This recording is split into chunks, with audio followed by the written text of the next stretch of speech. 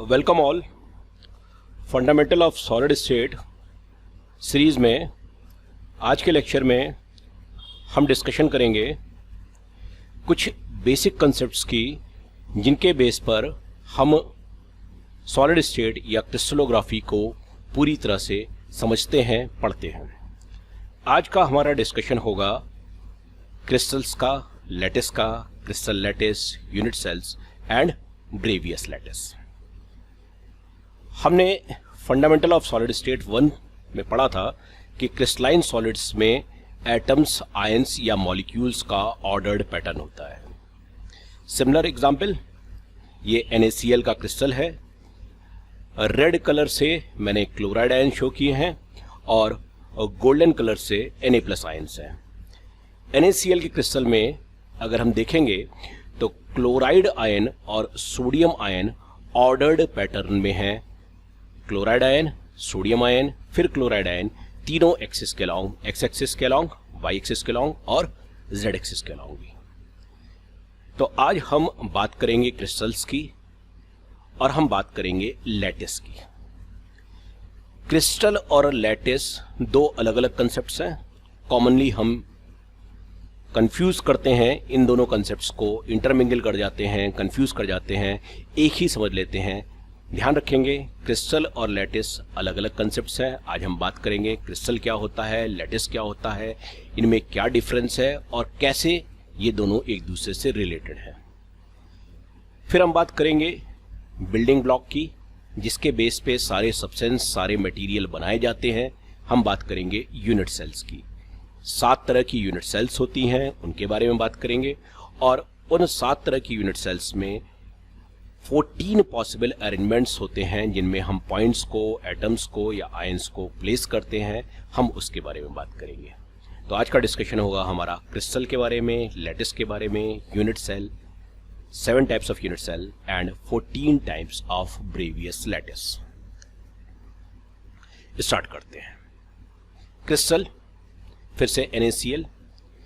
हमने first lecture में भी बात की थी क्रिस्टलाइन एंड अमॉर्फस सॉलिड्स के बारे में।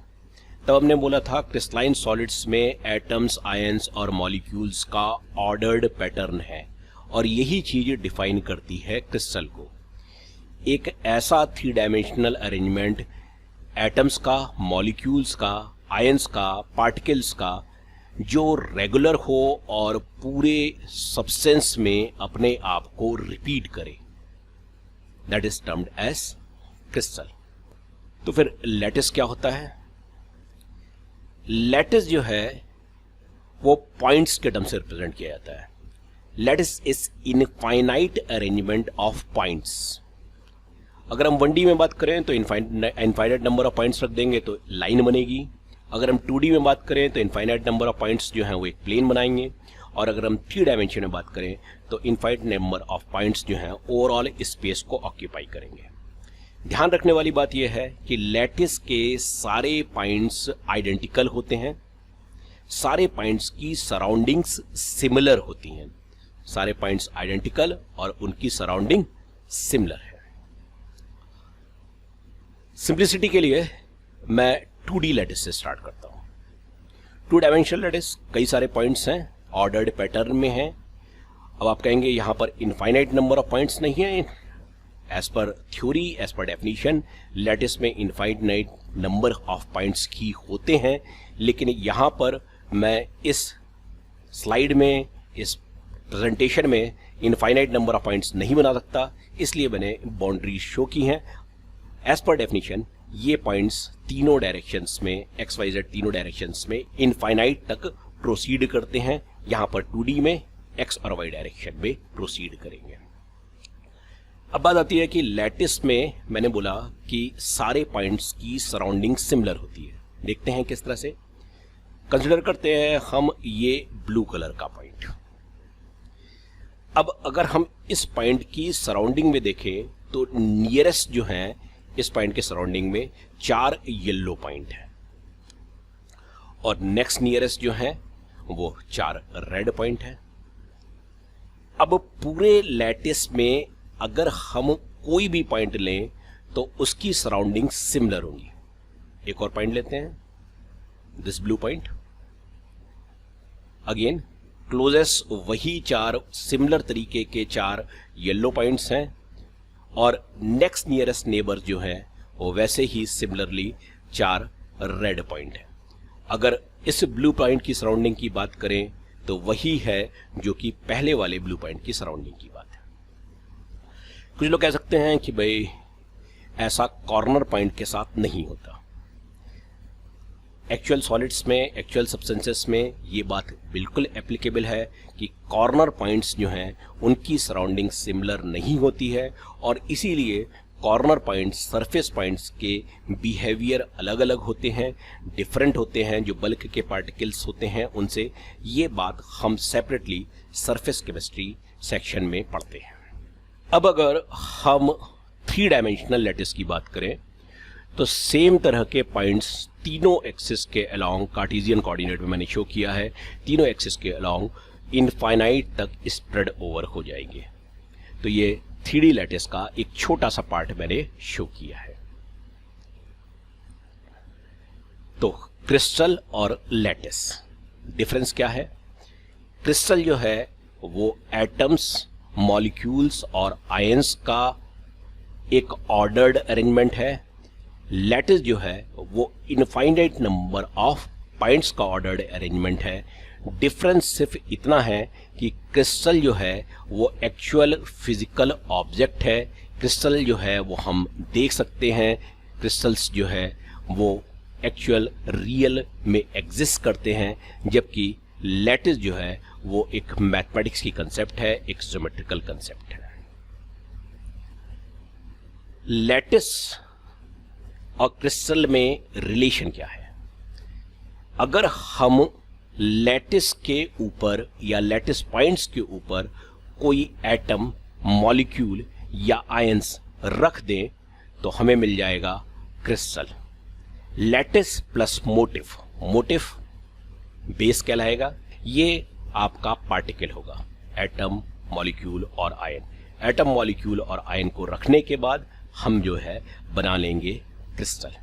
तो crystal is related with lattice. अगर हम लैटिस के ऊपर कुछ पॉइंट्स पे लैटिस के हम एटम्स, आयंस या मॉलिक्यूल्स प्लेस करते हैं।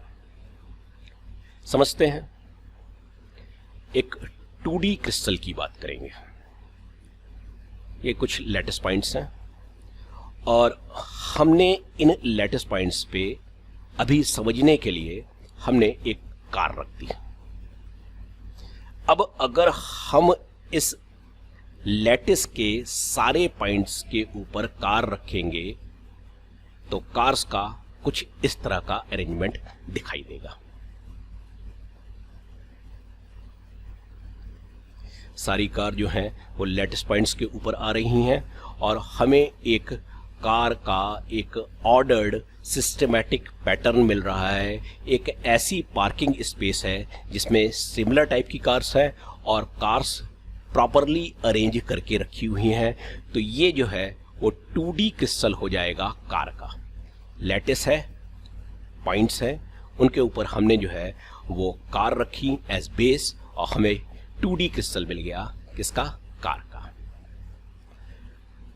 एक बात यहां पर समझने वाली है, अगर हम लैटिस पॉइंट्स पे कार रखें लेकिन कार्स हम उस तरह से ना रखें जैसे हमने पहले रखी थी, थोड़ा सा हम कार्स को रखने का अरेंजमेंट चेंज करते हैं।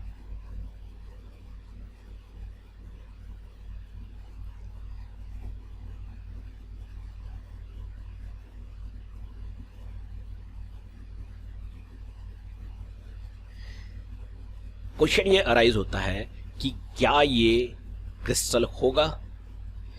क्रिस्टल के लिए हमने बोला था ordered arrangement of atoms, molecules और आयंस और फॉर दैट मैटर पार्टिकल्स, यहां के एग्जाम्पल में कार। ये ऑर्डर्ड अरेंजमेंट सिर्फ इस बात से डिसाइड नहीं होगा कि आपको लैटिस के पॉइंट के ऊपर रखना है।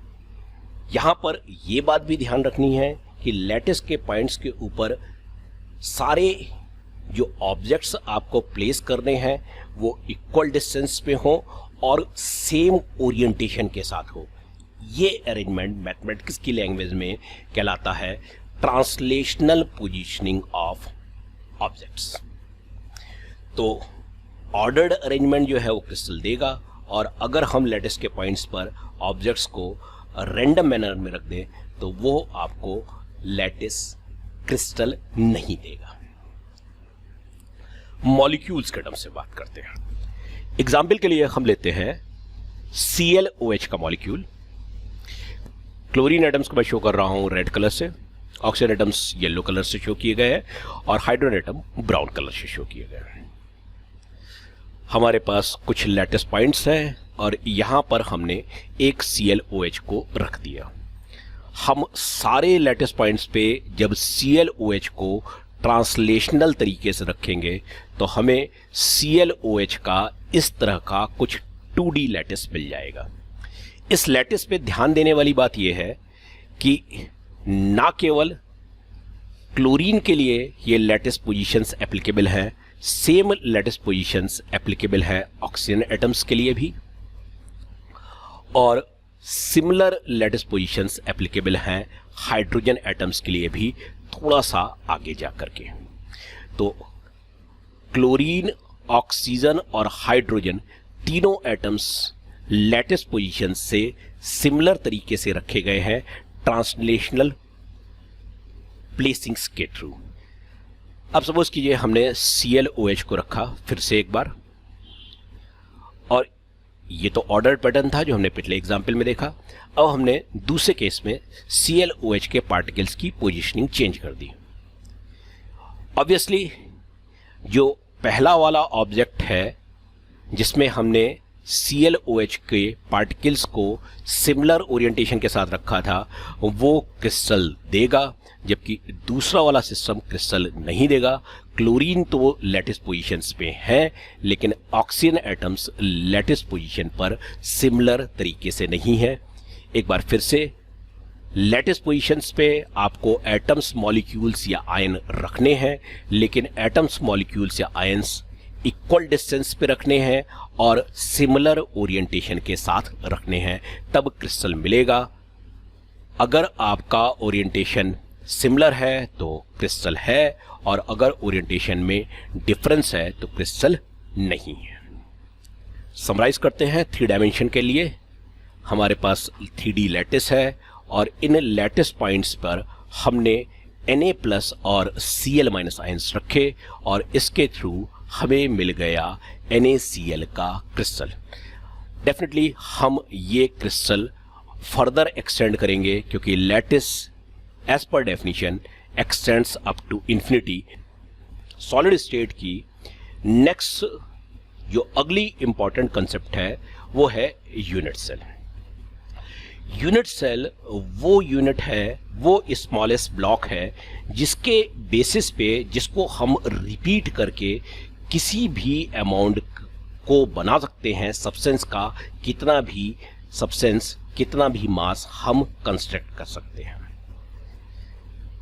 कंस्ट्रक्ट करने के लिए हमें स्मॉलर यूनिट से स्टार्ट करना पड़ेगा, तो हम रिवर्स तरीका अडॉप्ट करेंगे। हम क्या करेंगे, हम बड़े ऑब्जेक्ट को कट करके स्मॉलर पीसेस बनाएंगे और फिर हम कहेंगे कि उन स्मॉलर पीसेस को रीअसेंबल करके हम क्रिस्टल बनाएंगे। जैसे कि हम करते हैं बड़े ऑब्जेक्ट को कट करने वाला एक सिंपल सा एग्जांपल है, हम जो है घर पे किचन में चीज़ के, पनीर के स्लाइसेस बनाते हैं, वैसा ही काम हम यहां पर करेंगे। हमारे पास एक क्यूब है, इस क्यूब को हमें कट करना है स्मॉलर यूनिट्स में। उन स्मॉलर यूनिट्स को रीअसेंबल करके फिर से क्यूब बनाना है। कंडीशंस, पहली कंडीशन ये है कि जो हमारी स्मॉलर यूनिट्स हों वो रेगुलर ज्योमेट्री वाली हो, उनके रेगुलर शेप्स हो। और दूसरी कंडीशन ये है कि जो हमारी स्मॉलर यूनिट्स हैं वो एक सिस्टम में एक ही तरह की स्मॉलर यूनिट्स हैं। तो क्यूब को अगर हम रेगुलर ज्योमेट्री के ऑब्जेक्ट्स में कट करें और उन ऑब्जेक्ट्स को फिर से जोड़ करके अगर हमें क्यूब बनाना हो, तो एक सबसे सिंपल तरीका है कि हम क्यूब को स्मॉलर क्यूब से ब्रेक कर दें। 8 स्मॉलर क्यूब्स में ब्रेक कर दिया। इन क्यूब्स को दोबारा जोड़ेंगे तो हमारा बड़ा वाला क्यूब मिल जाएगा। इसी तरह की जो ब्रेकिंग है, जो कटिंग है क्यूब की, वो ये हो सकती है कि हम इस क्यूब के हॉरिजॉन्टल स्लाइस काट लें। इस केस में अगर आप देखें तो जो हमें ऑब्जेक्ट मिला है वो ऑब्जेक्ट क्यूबाइड है, और इस क्यूबाइड में दो साइड तो बराबर है, लेंथ और विड्थ तो बराबर है, लेकिन हाइट जो है वो कम है। a is equal to B is not equal to C. हम एक और तरीके से कट कर सकते हैं, और इस बार हमने क्या किया, हमने जो है वो फिर से क्यूबाइड में कट किया, लेकिन ये क्यूबाइड जो है वो क्या है, ये क्यूबाइड ऐसे हैं जिनमें लेंथ, विड्थ और हाइट तीनों ही अलग अलग हैं। इस तरह से हम कई सारे ज्योमेट्रिकल ऑब्जेक्ट्स पे कट कर सकते हैं, और उन ज्योमेट्रिकल ऑब्जेक्ट्स को रीअसेंबल करके हम क्यूब बना सकते हैं। देखते हैं, अगर हम माइनर क्यूब्स को, जिसमें a equals to b equals to c है और सारे एंगल 90 हैं, उन क्यूब्स को रीअसेंबल करें तो क्या बनेगा।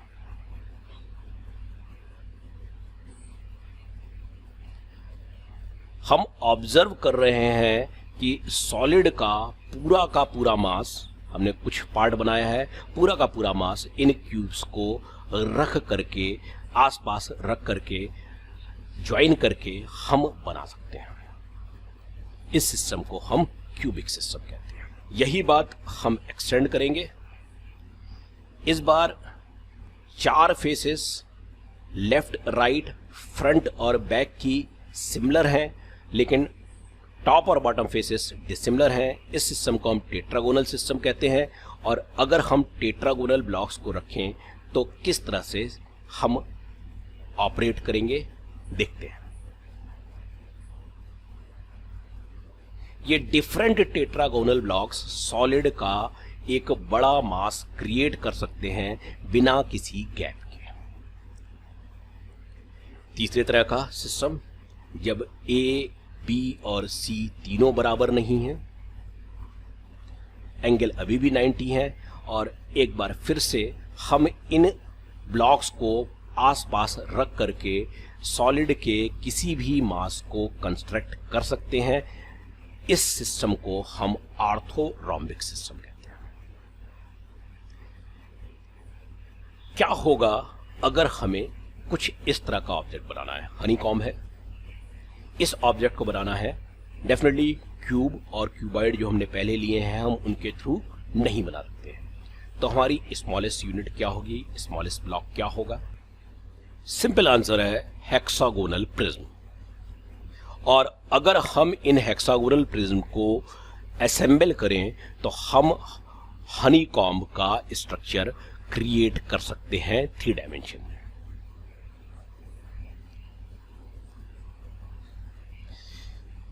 लेकिन हेक्सागन को लेने में थोड़ा सा डिफरेंस है जो हमने पहले 3 सिस्टम लिए थे। अगर हम हेक्सागोनल में काउंट करें तो हेक्सागोनल में टॉप और बॉटम और उसके बाद 6 जो हैं वो साइड फेसेस हैं, तो हेक्सागोनल में टोटल 8 फेसेस है, जबकि पहले वाले जो तीनों सिस्टम थे उन तीनों सिस्टम में 6 फेसेस हैं। अगर हमें दोनों सिस्टम्स को सिमिलर करना है तो हमें हेक्सागोनल प्रिज्म की जगह 6 फेसेस वाले किसी सिस्टम को लेना पड़ेगा, और ऐसा सिस्टम हम देखते हैं by cutting hexagon in 3 equal part. Hexagon के बेस में टॉप और बॉटम पर मैंने जो है वो सेंटर से 120 के एंगल पर कट कर दिया। अब ये तीनों ब्लॉक अलग अलग अगर हम करेंगे तो हमें मिलेंगे हेक्सागोनल स्ट्रक्चर्स इटसेल्फ। थोड़े से क्यूबाइड जैसे लग रहे हैं, लेकिन यहाँ पर एक एंगल जो है वो 90 का नहीं है, ये एंगल 120 का है। और इन हेक्सागोनल ब्लॉक्स को, जिनमें एक एंगल 120 का है, इन हेक्सागोनल ब्लॉक्स को जब हम साइड बाय साइड रखेंगे तो एक बार फिर से हम सब्सटेंस की कितनी भी क्वांटिटी, कितना भी मास क्रिएट कर सकते हैं। तो हमारे building blocks cube, cuboid, tetragonal, cuboid, orthorhombic और हेक्सागोनल सिस्टम्स हुए। अब देखते हैं कि क्या किसी और पॉसिबिलिटी से हम पूरे मास को कवर कर सकते हैं। एग्जाम्पल के लिए मैं लेता हूं ट्राइगोनल प्रिज्म। अब अगर इस ट्राइगोनल प्रिज्म में मैं डिफरेंट ट्राइगोनल प्रिज्म को एक साथ रखूं तो सारी स्पेस कवर हो रही है, यहां पर सारी स्पेस कवर हो रही है, सारी की सारी स्पेस फिल हो जा रही है। लेकिन अगर हम इस तरह से रखें तो स्पेस फिल नहीं हो रही है, और अगर हम किसी दूसरे एक्सिस के अलॉन्ग रखें तो स्पेस फिल फिर से नहीं हो रही है। लेकिन थोड़ी देर पहले हमने जब बात की थी तो हमने बोला था लैटिस पॉइंट्स पर हमें अपने ऑब्जेक्ट्स को रखना है ट्रांसलेशनल तरीके से, ओरिएंटेशन नहीं बदलना है। जबकि हमने जो पहला वाला सिस्टम लिया है उसमें एक तरह के ट्राइगोनल प्रिज्म का ओरिएंटेशन फेज जो है वो राइट में है, और दूसरे तरह के ट्राइगोनल प्रिज्म की फेज जो है वो एक फेज जो है वो लेफ्ट में है। तो ये ट्रांसलेशनल पोजीशनिंग नहीं है। बाकी दोनों केसेस में डायरेक्शन के हिसाब से ट्रांसलेशनल पोजीशनिंग तो है, लेकिन स्पेस प्रॉपरली फिल्ड नहीं है, बीच में गैप्स हैं। तो क्या ट्राइगोनल प्रिज्म के तीनों तरह के अरेंजमेंट को हम ले सकते हैं बिल्डिंग ब्लॉक ऑफ सब्सटेंस? नहीं ले सकते हैं, क्योंकि पहले वाले केस में ट्रांसलेशनल पोजीशनिंग नहीं है और दूसरे और तीसरे केस में हमारे पास गैप बच जा रहा है। सिमिलरली हम बाकी ऑब्जेक्ट्स के लिए बात कर सकते हैं। अगर पेंटागोनल प्रिज्म लें तो गैप बच जाएंगे ट्रांसलेशनल पोजीशनिंग में।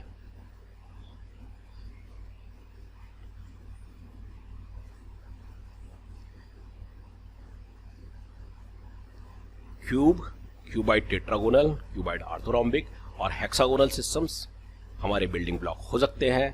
ट्राइगोनल प्रिज्म और पेंटागोनल प्रिज्म हमारे बिल्डिंग ब्लॉक नहीं हो सकते। ज्योमेट्री में इस तरह के बॉडीज को कहते हैं पैरेललीपिपाइड। पैरेललीपिपाइड वो 3 डायमेंशनल ज्योमेट्रिकल बॉडीज हैं जिनकी 6 फेसेस हैं और अपोजिट 2 फेसेस कॉन्ग्रुएंट है। पैरेललीपिपाइड्स को अगर हम साइड बाय साइड तीनों एक्सिस के along, X Y Z axis के अलोंग ट्रांसलेशनली अटैच करें तो हमें एक सॉलिड का मास मिल जाएगा। हमें बिना गैप के जो है कोई भी अमाउंट ऑफ सब्सटेंस कंस्ट्रक्ट करने में कोई डिफिकल्टी नहीं। तो अब हम बात करेंगे यूनिट सेल की। यूनिट सेल वो ज्योमेट्रिकल बॉडी है जिसके रिपीटेटिव अरेंजमेंट से तीनों एक्सिस के अलोंग हम पूरा क्रिस्टल कंस्ट्रक्ट कर सकते हैं। एक्स एक्सिस के अलोंग, जेड एक्सिस के अलोंग, वाई एक्सिस के अलोंग। यूनिट सेल वो स्मॉलेस्ट 3 डायमेंशनल यूनिट है जो पूरे क्रिस्टल को कंस्ट्रक्ट कर सकती है अगर हम इसको रिपीट करते जाएं तीनों एक्सिस के अलोंग। याद रखेंगे हमें ट्रांसलेशनल रिपीटिशन करना है, ऑब्जेक्ट का ओरिएंटेशन सेम रखना है। यूनिट सेल वो स्मॉलेस्ट 3 डायमेंशनल यूनिट है जिसके एटम्स और आयंस के अरेंजमेंट को पूरे सॉलिड के मास में रिपीट किया जाता है। सॉलिड का कितना भी बड़ा मास यूनिट सेल्स को रिपीट करके हम ऑब्टेन कर सकते हैं। मैथमेटिकल डेफिनेशन यूनिट सेल जो हैं वो हैं पैरेललीपिपाइड्स जिनको हमने प्लेस किया है लैटिस पोजीशन पे। यूनिट सेल डिफाइन करने के लिए हम बात करते हैं लैटिस पैरामीटर्स की। लैटिस पैरामीटर्स 3 डिस्टेंस पैरामीटर होते हैं और 3 एंगल पैरामीटर होते हैं। कन्वेंशनली एक्स एक्सिस के अलोंग हम लैटिस पैरामीटर को बोलते हैं ए, और वाई एक्सिस के अलोंग हम बोलते हैं बी, और जेड एक्सिस के अलोंग हम बोलते हैं सी। एंगल बिटवीन बी एंड सी याद रखेंगे, कन्वेंशनली बी और सी के बीच का एंगल अल्फा है, ए और सी के बीच का एंगल जो है बीटा है और ए और बी के बीच का एंगल जो है वो गामा है। लेकिन ये जो एक्स वाई जेड हैं यूनिट सेल के, हमने देखा था हेक्सागोनल सिस्टम में कि एंगल 90 नहीं है। तो यूनिट सेल के X Y Z Cartesian coordinate के एक्स वाई जेड नहीं है। ये एंगल अल्फा बीटा गामा 90 हो भी सकते हैं और 90 से अलग भी हो सकते हैं। एक और यूनिट सेल में दिखा रहा हूं जिसमें हमने अल्फा बीटा गामा को 90 नहीं लिया है।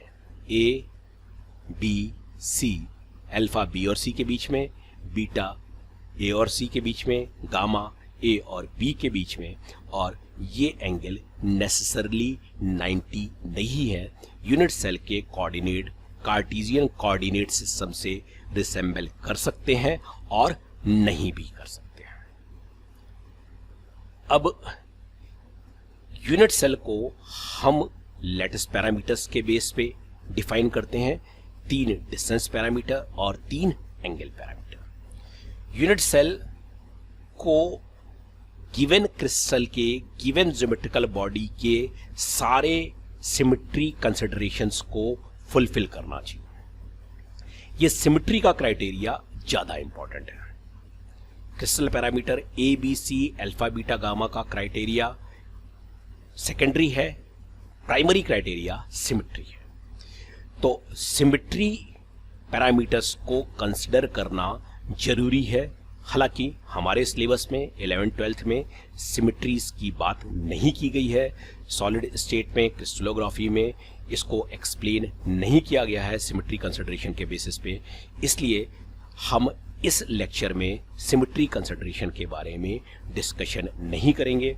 Symmetry consideration, elements of symmetry, उससे किस तरह से यूनिट सेल्स होती हैं और किस तरह से यूनिट सेल की जो डेफिनेशंस हैं वो एनसीईआरटी की यूनिट सेल की डेफिनेशन से डिफरेंट हैं और क्या कंडीशंस होती हैं, हम सेपरेटली डिस्कस करेंगे स्टेप अप सीरीज में। एक और इंपॉर्टेंट बात यूनिट सेल की ये है कि यूनिट सेल क्रिस्टल का स्मॉलेस्ट पार्ट है, सब्सटेंस का स्मॉलेस्ट पार्ट है। तो जो सब्सटेंस का मॉलिक्यूलर फार्मूला है, जो सब्सटेंस में एटम्स, आयंस या पार्टिकल्स की रेशियो हैं, सिंपल रेशियो हैं, वही यूनिट सेल का रेशियो होगा। सोडियम क्लोराइड और रॉक साल्ट की यूनिट सेल में, NaCl की यूनिट सेल में सोडियम और क्लोराइड आयंस के रेशियो को 1:1 होना जरूरी है। जरूरी नहीं है कि यूनिट सेल में सिर्फ एक सोडियम आयन या एक क्लोराइड आयन हो, एक से अधिक भी हो सकते हैं। 4 सोडियम आयन और 4 क्लोराइड आयन होते हैं, लेकिन सिंपल रेशियो 1:1 है। यूनिट सेल में NaCl2, Na2Cl, Na3Cl, NaCl3 इस तरह का अरेंजमेंट नहीं हो सकता। हमने 4 तरह के सिस्टम्स की बात की थी, 3 तरह के और सिस्टम्स होते हैं। ये स्टडी किया गया कि टोटल सिर्फ 7 तरह के यूनिट सेल पैटर्न पॉसिबल है on the basis of angle parameters and distance parameters. Summarise करते हैं। Cubic system, A = B = C, तीनों एंगल्स ऑर्थोगोनल हैं। ऑर्थोगोनल एंगल का मतलब 90 का एंगल होना है। तीनों एंगल्स ऑर्थोगोनल है। Cubic system. टेट्रागोनल सिस्टम, एक बार फिर से, A = B ≠ C, तीनों एंगल ऑर्थोगोनल है, 90 पर है। डस्टर को अगर हम यूनिफॉर्म मान लें, आउटर पार्ट को हम कह दें कि वो सेम ऑब्जेक्ट का है, तो लगभग डस्टर टेट्रागोनल होता है। हमारे घर में कई सारे ऑब्जेक्ट्स ऐसे आते हैं पैकिंग के जो टेट्रागोनल होते हैं। टूथपेस्ट बॉक्स, इवन यहाँ पर मैंने एल्यूमिनियम फाइल के बॉक्स को दिखाया है। ब्रेड स्लाइस सबसे सिंपल एग्जाम्पल है टेट्रागोनल सिस्टम का। Orthorhombic system, A ≠ B ≠ C, alpha beta gamma अभी भी 90 हैं, ऑर्थोगोनल है। एल्मिरास, match box and for that matter cigarette box, ये सब orthorhombic system, simple orthorhombic objects हैं जिनको हम डे टू डे लाइफ में देखते हैं। हेक्सागोनल सिस्टम, यहां पर पहली बार एंगल 90 का नहीं होगा। ए बी सी में ए और बी बराबर है, सी की लेंथ ज्यादा है, अल्फा बीटा तो 90 है, लेकिन ए और बी के बीच में एंगल 120 का है। पेंसिल्स और हनीकॉम हमने देखा था हेक्सागोनल ज्योमेट्रीज के एग्जाम्पल है। 3 और यूनिट सेल पैटर्न होते हैं और रोम्बोहेड्रल सिस्टम। रोम्बोहेड्रल सिस्टम में ए बी सी बराबर होते हैं, अल्फा बीटा गामा बराबर होते हैं, लेकिन एंगल 90 नहीं होता। रोम्बोहेड्रल सिस्टम समझना बड़ा आसान है। अगर आप क्यूब को बॉडी डायगोनल के अलोंग स्ट्रेच कर देंगे, खींच देंगे, या क्यूब को बॉडी डायगोनल के अलोंग कंप्रेस कर देंगे, तो आपको रोम्बोहेड्रल ज्योमेट्री मिलेगी जिसमें डिस्टेंसेस बराबर है, एंगल बराबर है, लेकिन एंगल 90 का नहीं है। मोनोक्लिनिक सिस्टम, यहां पर ए बी सी बराबर नहीं है, 2 एंगल अल्फा और गामा 90 है, लेकिन एक तीसरा एंगल बीटा 90 नहीं है। ट्राइक्लिनिक सिस्टम, इसमें कोई भी सिमेट्री कंसिडरेशन नहीं है, ए बी सी तीनों बराबर नहीं है, अल्फा बीटा गामा भी बराबर नहीं है, और एंगल 90 का नहीं है। यहां पर मैं एक बार फिर से बोलूंगा, यहां पर हम यूनिट सेल, इस समय हम यूनिट सेल को डिफाइन कर रहे हैं क्रिस्टल पैरामीटर्स के हिसाब से, इसलिए हम A B C alpha beta gamma की बात कर रहे हैं। लेटर ऑन जब मैं यूनिट सेल को डिफाइन करूंगा सिमेट्री कंसिडरेशन के हिसाब से, तब हम इस चीज के जो अभी का डिस्कशन है उसकी लिमिट्स की बात करेंगे कि ये बात कुछ हद तक सही नहीं है। एक बार समराइज करते हैं। एनसीईआरटी की टेबल है, 7 तरह के यूनिट सेल पैटर्न है, cubic, tetragonal, orthorhombic, hexagonal, rhombohedral, monoclinic, triclinic, और उनके एज और एंगल पैरामीटर्स। अब बात आती है कि यूनिट सेल में हम पॉइंट्स को किस तरह से कंसिडर करेंगे, किस तरह से देखेंगे, एटम्स, आयंस या मॉलिक्यूल्स को किस तरह से रखेंगे।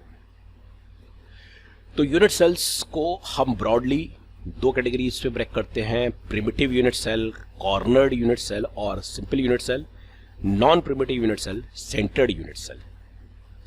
प्रिमिटिव यूनिट सेल कोई भी सिस्टम हो, यहां पर मैंने ऑर्थोरोम्बिक सिस्टम लिया है, कोई भी सिस्टम हो, उसमें प्रिमिटिव यूनिट सेल में पॉइंट्स सिर्फ 8 कॉर्नर पर ही होंगे।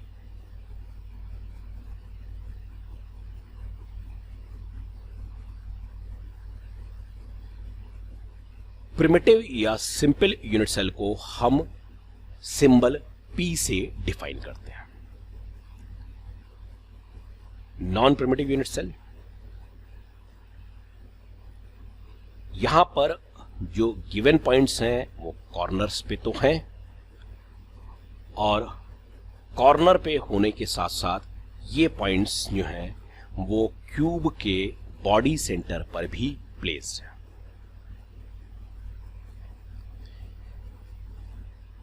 इस सिस्टम को हम आई सिंबल से रिप्रेजेंट करते हैं। आई stands for inside the body, body के अंदर। नेक्स्ट यूनिट सेल होती है जिसमें हम बात करते हैं एंड सेंटर की या बेस सेंटर की। एक बार फिर से प्रिमिटिव यूनिट सेल की तरह से हमने पहले 8 कॉर्नर्स पे पॉइंट रखे, और उसके बाद हम कोई 2 फेसेस, उन 2 फेसेस के जो कि एक दूसरे से अपोजिट है, उनके सेंटर्स पर हम पॉइंट्स को प्लेस करते हैं। यहां पर मैंने बेस और टॉप की बात की, बेस पर एक पॉइंट रखा और टॉप पे एक पॉइंट रखा। ये एंड सेंटर सिस्टम है। एंड सेंटर सिस्टम में हम सी से रिप्रेजेंटेशन देते हैं।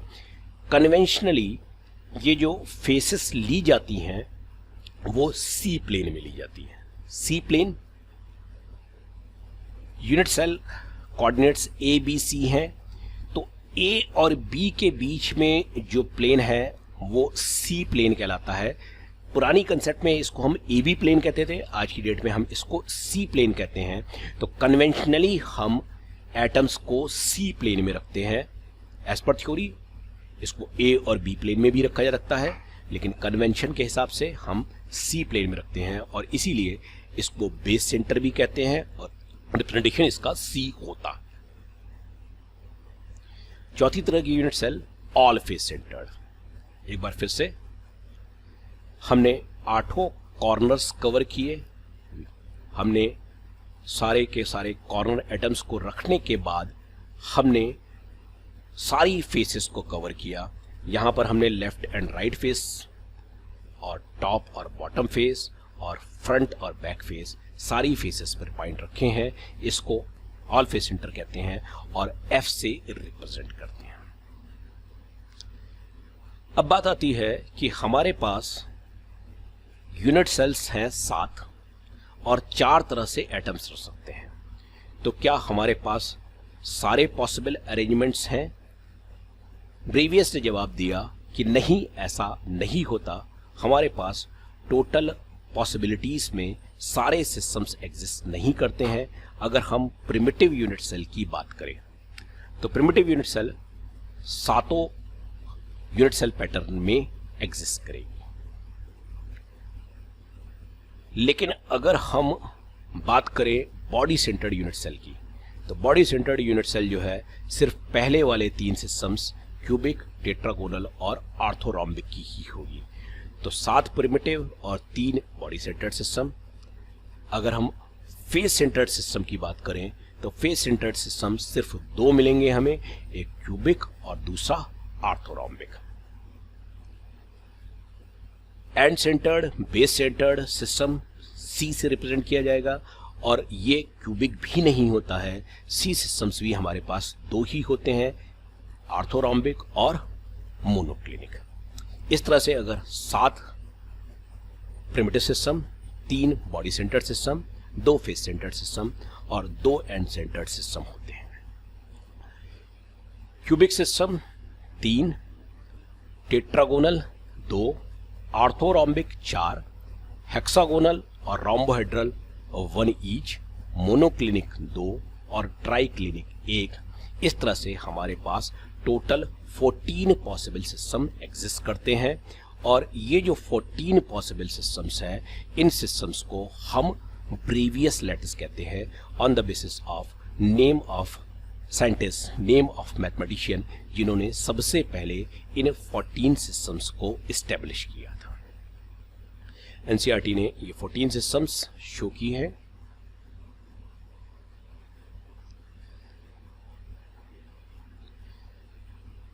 तो आज हम इतनी ही बात करेंगे। हमने बात की यूनिट सेल की in terms of crystal lattice और फाइनली हमने इस्टेब्लिश किए कि 14 ब्रेवियस लैटिस होते हैं। आज के डिस्कशन के बेस पे कई सारे क्वेश्चंस अराइज होते हैं। हम क्यों 14 सिस्टम ही लेते हैं, बाकी 14 सिस्टम्स क्यों नहीं हैं, ब्रेवियस लैटिस में गैप क्यों है, ये कई सारे क्वेश्चंस हैं। इनमें से कुछ क्वेश्चंस को हम आंसर करेंगे स्टेप अप सीरीज में इन अपकमिंग वीडियोस, आने वाली वीडियोस में। Thank you all, stay home, stay safe, thanks again.